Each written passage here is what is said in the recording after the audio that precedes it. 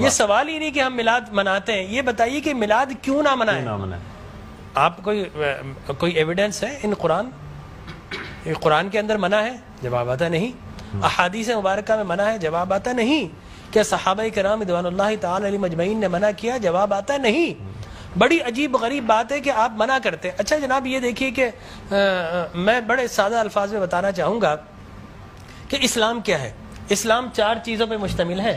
हुजूर ने जो फरमाया वो इस्लाम है, हुजूर ने जो किया वो इस्लाम है, और हुजूर ने जिससे मना कर दिया वो इस्लाम है, और हुजूर ने जिससे मना नहीं किया वो भी इस्लाम है। लिहाजा अगर कोई आज किसी चीज को मना करता है, इसका मतलब यह है कि वो इस्लाम के मुंह में अपनी बात डाल रहा है। अब ना अल्लाह से भूल हुई ना रसूल से भूल हुई, क़यामत तक की सारी नाजायज चीजों को कुरान मजीद और अहादीस नबविय्या में बड़े बड़े बोर्ड लगा दिए गए कि these are the prohibited thing, ये हराम है, ये हराम है, ये हराम है, बड़े बड़े बोर्ड लगा दीजिए। इसी तरह हम ये कहते हैं कि अगर कुरान और सुन्नत के अंदर नाम लेकर ये मना नहीं किया गया कि ईद मिलादुन नबी मनाना मना है, लेकिन गौर के साथ कुरान को पढ़ें, गौर के साथ अल्लाह के नबी सल्लल्लाहु अलैहि वसल्लम की अहादीस को देखें, वहाँ आपको वो उसूल नज़र आएंगे जिन उसूलों के अंदर आपको ये बात समझ में आएगी कि ये चीज़ मना है, हराम है, बिदअत है, इस्लाम के अंदर ये जायज़ नहीं है। अल्लाह ताला ने कुरान के अंदर क्या फरमाया है? अल यौम अकमलतु लकुम दीनकुम व अतममतु अलैकुम नेमती व रज़ईतु लकुमुल इस्लाम दीना। आज मैंने तुम्हारे लिए तुम्हारे दीन को मुकम्मल कर दिया, मेरी नेमत मैंने तुमको पूरी पूरी अता फरमा दी।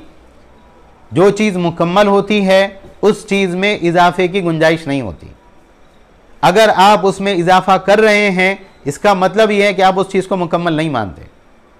तो अगर इस्लाम मुकम्मल है, जैसे अल्लाह के नबी सल्लल्लाहु अलैहि वसल्लम की दूसरी हदीस है इस बारे में, आप सल्लल्लाहु अलैहि वसल्लम ने फरमाया कि हर वो चीज़ जो तुमको जन्नत से करीब कर दे और हर वो चीज़ जो तुमको जहन्नम से दूर कर दे, कोई ऐसी चीज़ नहीं है जो मैंने तुमको बतला ना दिया।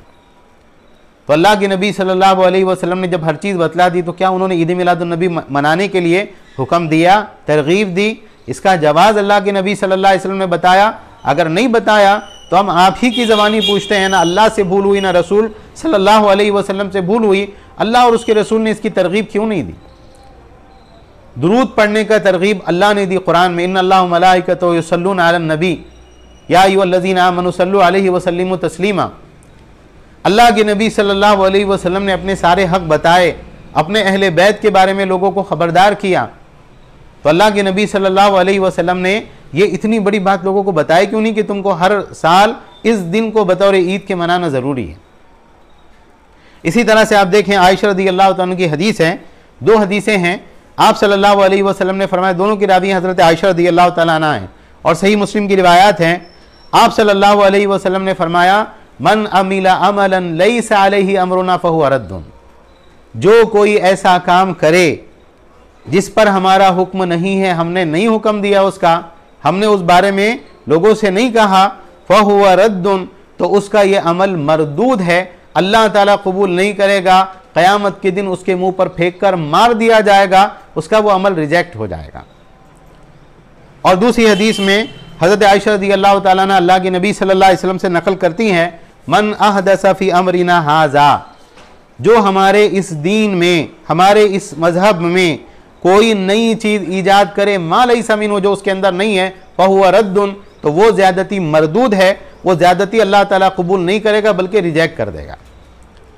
जो हमारे इस दीन में नई चीज़ ईजाद करे, तो ये जो शैतानी शुबा है ना कि साहब पंखे भी नई चीज़ है, हवाई जहाज़ भी नई चीज़ है, मोबाइल फ़ोन भी नई चीज़ है, तो ये इसका रद्द इससे हो गया कि अल्लाह के नबी सल्लल्लाहु अलैहि वसल्लम हमारे इस अम्र में, हमारे इस दीन में नई चीज़ ईजाद करें। तो अल्लाह के नबी सल्लल्लाहु अलैहि वसल्लम ने ये सारे शुबात रद्द कर दिए कि दुनिया में हो सकते हैं, इजाफे दीन में नहीं हो सकता। तो ये दोनों हदीसों में जो नया काम ईजाद करे और जो कोई उस पर अमल करे, अल्लाह के नबी सल्लल्लाहु अलैहि वसल्लम फरमा रहे ये ज़्यादती रद्द कर दी जाएगी, ये ज़्यादती कबूल नहीं की जाएगी। अल्लाह ताला की बारगाह में कौन सी चीज़ें रद्द होती, नेकियां या बुराइयां? अल्लाह ताला ने कुरान करीम में सूरह बनी इसराइल आयत नंबर 19 में फरमाया, वमन अरादल आखिरता वसअ लहा सअयहा वहुवा मुमिनुन फ़उलाइका कान सायुहुम मशकूरा। जो आदमी आखिरत का इरादा करे, आखिरत को चाहे, आखिरत को अपना मकसूद बनाए और उसके लिए ऐसी कोशिश करे जैसी कोशिश करना चाहिए, इस हाल में कि वो मोमिन हो, तो अल्लाह ताला ने फरमाया बिलाशुबा उनकी सारी कोशिशों की कदर की जाएगी, हम उसकी कोई नेकी ज़ाया नहीं होने देंगे, हम उसकी हर नेकी का बदला और सवाब उसको अता करेंगे। तो आप गौर करें, अल्लाह ताला तो इस आयत करीमा में वादा फरमा रहा है कि तुम्हारी कोई नेकी रद्द नहीं की जाएगी, हर नेकी कबूल की जाएगी।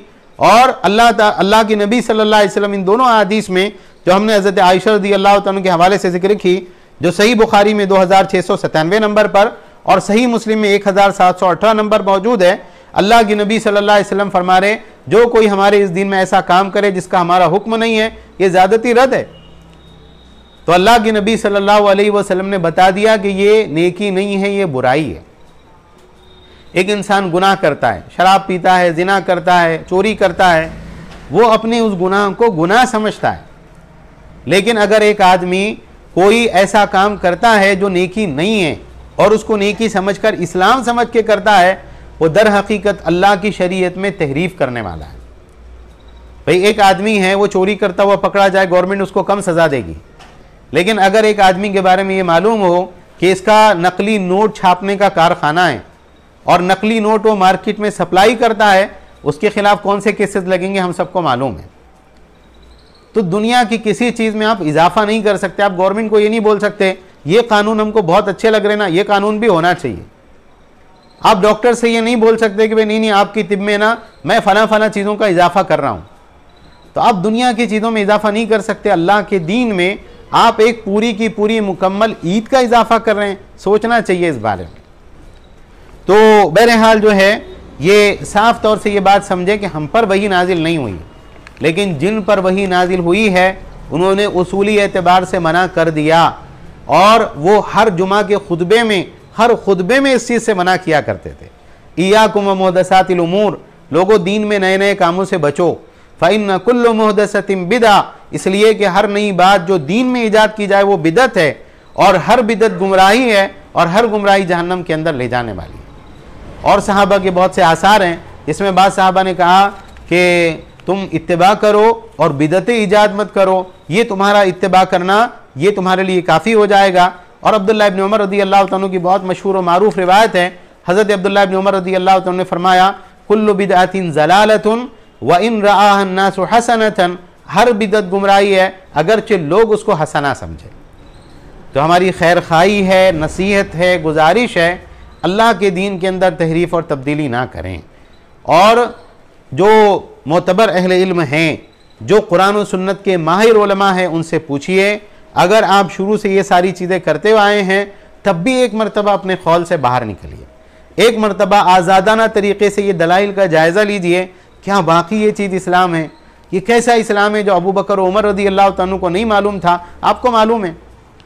आज कुरान की जिन आयतों से, अल्लाह के नबी सल्लल्लाहु अलैहि वसल्लम की जिन हदीसों से तोड़ मरोड़ कर दलीलें निकाली जाती हैं, आप बताइए ये आयतें और हदीसें सहाबा के सामने नहीं थी। सहाबा अल्लाह के नबी सल्लल्लाहु अलैहि वसल्लम से मोहब्बत करने वाले नहीं थे। सहाबा के लिए मुश्किल था कि वो साल में एक मरतबा जुलूस निकाल के अपनी मोहब्बत का इजहार करते हैं। सहाबा ने ऐसा क्यों नहीं किया? सहाबा ने मोहब्बत के इजहार के लिए जो किया वो आपको और मुझे करना है, और वो क्या है? वो अल्लाह के नबी सल्लल्लाहु अलैहि वसल्लम की सच्ची इत्तिबा और आपकी सुन्नत के मुताबिक अपनी ज़िंदगी को गुजारना है।